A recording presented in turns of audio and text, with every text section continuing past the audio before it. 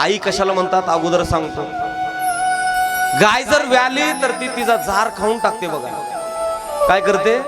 झार खाऊन टाकते. आता आपण पाळतो म्हणून तो झार आपण फेकून देतो, पण जंगलामध्ये जर गाय व्याली तर ती तिचा झार खाऊन टाकते. खऱ्या अर्थानं गाय शाकाहारी प्राणी आहे का मांसाहारी प्राणी आहे? बोला ना. गवत खाणार आहे का मांस खाणार आहे? गवत खाणार आहे. पण स्वतःच ते घाण मांस ती गाय खाऊन घेते. का खाती माहितीये? त्याचं कारण असं आहे की त्या गाईला वाटत असतं या मांसाच्या वासानं एखादं सावज येऊ नये आणि माझ्या बाळाला खाऊ नये, म्हणून शाकाहारी गाय तिचा स्वतःचा झार खाऊन टाकते. याचं नाव आई आहे. याला आई म्हणतात.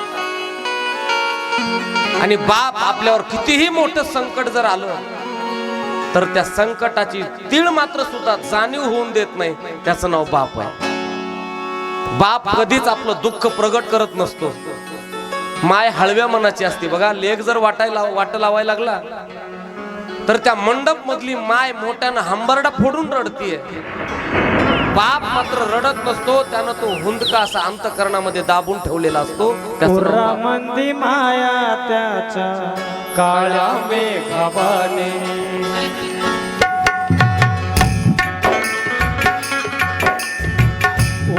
मंदी माया त्याच्या काळ्या मेघावाने, दाखविना कधी कुणा डोळ्यात लपणे.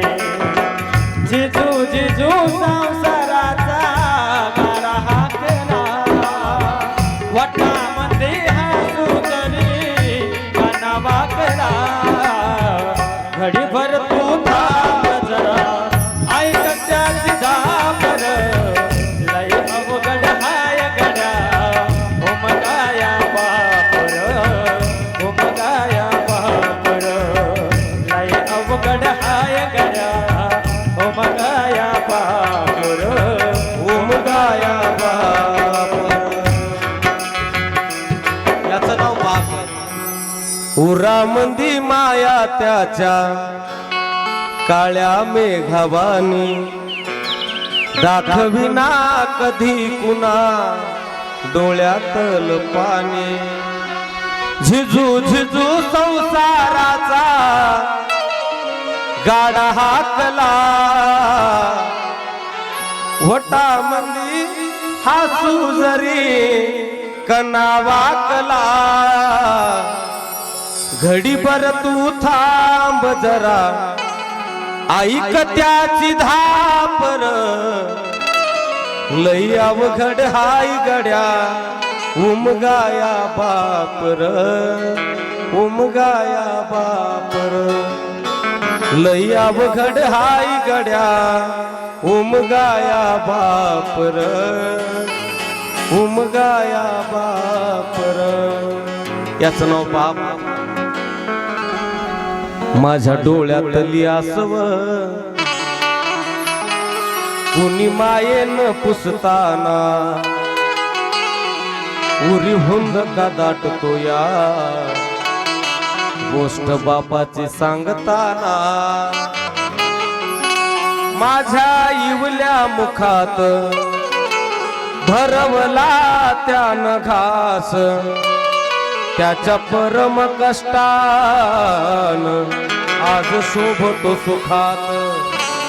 त्यानं बघितलं सपन, त्यानं बघितलं सपन, पाला उसाचा काढताना, उरी हुंद का दाटतो या गोष्ट बापाची सांगताना, गोष्ट बापाची सांगताना. आपलं अंतकरण दाबून धरत असतो. त्याचं नाव बाप आहे मुलीच्या लग्नावर. आणि मुलगी वाट लावल्याच्या नंतर कुठंतरी एका कोपऱ्यामध्ये जाऊन मोठ्यानं हंबरडा फोडणारा जर कोण असेल तर तो बाप आहे. आणि त्याच बापाचं छत्र खऱ्या अर्थानं या परिवारावरचं हरवलेलं आहे. भगवान परमात्म्यानं त्यांना या दुःखातून दुःखामध्ये धारिष्ट देण्याचं आशीर्वाद खऱ्या अर्थानं द्यावा. आणि त्याच बापाच्या संबंधानं आपण या भगवंताच्या कथेची चर्चा आपण करतोय. वसुदेवाच्या नाका तोंडात पाणी चाललं तरी लेकराला खाली टेकवलं नाही, याच्यावरून आपला विषय निघला. याला बाप असं म्हणतात. आणि वसुदेव महाराजांनी गोकुळामध्ये प्रवेश केलेला आहे. आणि गोकुळामध्ये प्रवेश करून नंदबाबाच्या वाड्यावर कृष्ण कन्हैयाला ठेवलं. आणि कृष्ण कन्हैयाला ठेवून तिथली माया उचलली आणि इकडं मथुरेमध्ये आणून ठेवली. पण गोकुळामधला जो आनंद आहे, त्या आनंदाला आता पारावार राहिलेला नाही. कारण गोकुळामध्ये जे चिंता होती, ती चिंताच गोकुळामध्ये राहिली नाही. चिंता ते पळाली गोकुळा बाहेरी. कारण देव अंतःकरणामध्ये आला की चिंता राहत नाही, दुःख राहत नाही. आज गोकुळामध्ये एवढा आनंद झालेला आहे की त्या आनंदाला पारावार राहिलेला नाही. आनंदू रे आजी आनंदू रे, सभायाभ्यंतरी अवघा परमानंदू रे. आनंदू रे आजी आनंदू रे. आणि नंद बाबाला जो मुलगा झालाय, आता महत्वपूर्ण गोष्ट अशी आहे की नंद बाबाचं वय 85 वर्षाचं. किती वर्षाचं? आणि इतक्या म्हातारपणाला काय झालंय? बोला की पोरग झालंय. खरं सांगा दादा, उशिरा पोरग झाल्यावर आनंद होतोय का माणिक भाऊ? दुःख होतंय. आनंद काय आनंद. आणि नंद बाबांनी त्या आनंदाच्या भरामध्ये वाटायला सुरुवात केली. वाटायला काय वाटायला? धन दौलत, माणिक मोती हे वाटायला सुरुवात केली आहे. गायी वाटायला सुरुवात केलेली आहे. गायांचं सुद्धा दान केलेलं आहे. का तर मुलगा झाला. आनंद झाला की माणसानं काय करत जावं?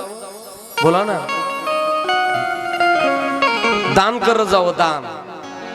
आता नंद बाबा म्हणजे राजा माणूस आहे. काय कमी आहे त्याच्याकडं?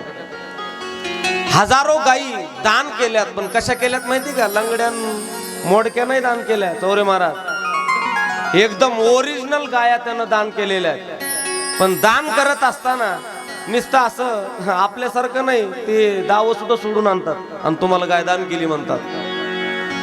नंद बाबांनी त्या गायीचे शिंग जे होते की नाही, ते कशाने मडवले होते माहितीये? सोन्याने मडवले होते. सोन्यानं. कुणी? नंद बाबांनी गायीचे शिंग सोन्याने मडवले. तिच्या खुरा ज्या आहेत, त्या खुराला सुद्धा चांदीनं तिचे खूर मडवलेत.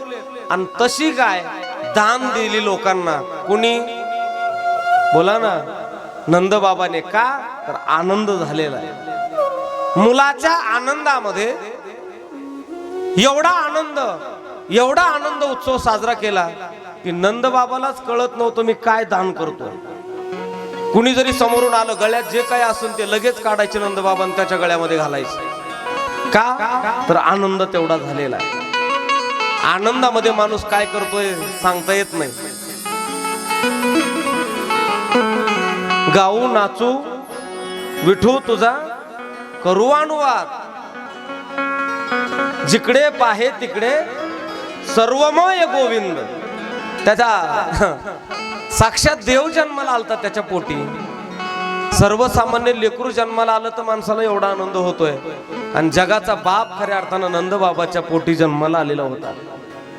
बघा, देव पोटी जन्माला येणं एवढं सोपं नाही. या वसुदेवानं आणि देवकीनं हजारो वर्षाची तपश्चर्या होती. पाठीमागच्या जन्मामध्ये 1000 वर्ष तपश्चर्या केली, तेव्हा भगवान कृष्ण कन्हैया त्यांच्या पोटी जन्माला आले. देव जन्माला येण्याकरता फार मोठं आपलं पुण्य सामुग्री आपल्याकडे शिल्लक असावी लागते. आणि त्या पुण्य सामुग्रीच्या बळावर खऱ्या अर्थानं आपल्याला भगवान परमात्मा भेटत असतो. आणि ते पुण्य सामुग्री म्हणजेच त्यालाच बोला की परत इथं येतंय कुठं लालशाही आणि काळीशाही का नाही, लालशाही आणि निळीशाही. बघा, देव जर तुम्हाला मिळवायचा असेल तर त्याच्याकरता आपल्याला कर्म चांगलं करावं लागतंय. ते वसुदेवाला देवकीला 1000 वर्ष तपश्चर्या केली, तेव्हा हे देव त्यांच्या पोटी जन्माला आला. आज नंद बाबाच्या घरी आनंद उत्सव आहे. किती आनंद आहे. काल आपण साजरा केला. काल तुम्ही म्हणलात किती सांगू मी सांगू कुणाला, आज आनंदी आनंद झाला. तुम्हाला येतं कसं बघायचं म्हणा बरं माझ्या मागे मागे. किती सांगू मी सांगू कुणाला, आज आनंदी आनंद झाला.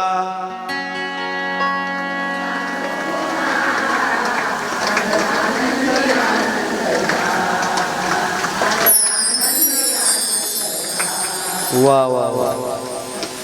चला घरी आपल्या काही सुरेल गातेत नाही का नाही. हाच आनंद मला वाटतं गोकुळ. आज या कथेमध्ये जर आपल्याला एवढा आनंद होत असेल तर तो आनंद काय असेल नंदबाबाच्या घरातला.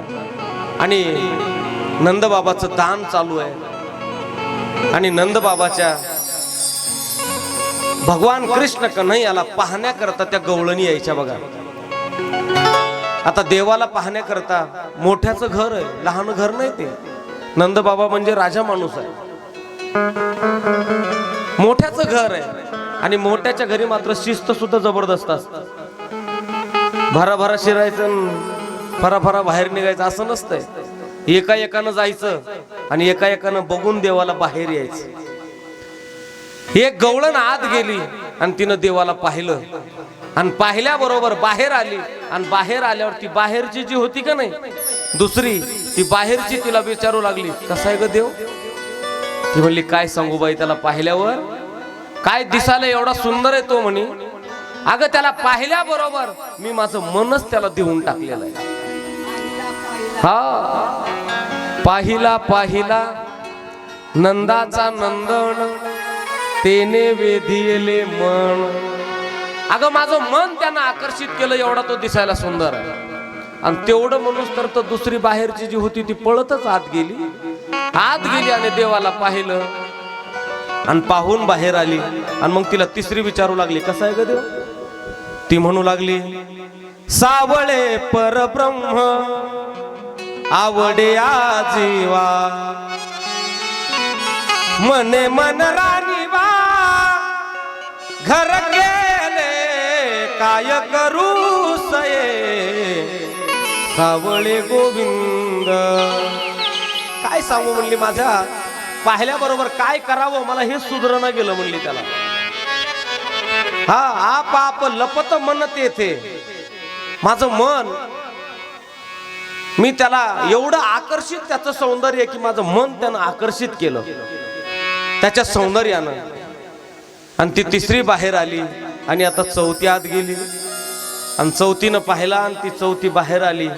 आणि तिला बाहेरची जी पाचवी ती तिला विचारू लागली कसा आहे ग देव. पण ती चौथी जी आत गेलेली होती का नाही ती वृंदावनातली होती, वृंदावनातली. आणि त्या ब्रज भाषेमध्ये ती काय म्हणू लागली माहिती का. अगं म्हणली पाहिल्याबरोबर मी माझं मनच त्याला देऊन टाकलं. हे मुरलीधर छलिया मोहन, हम तुमको भी दिल दे बैठे. हे मुरलीधर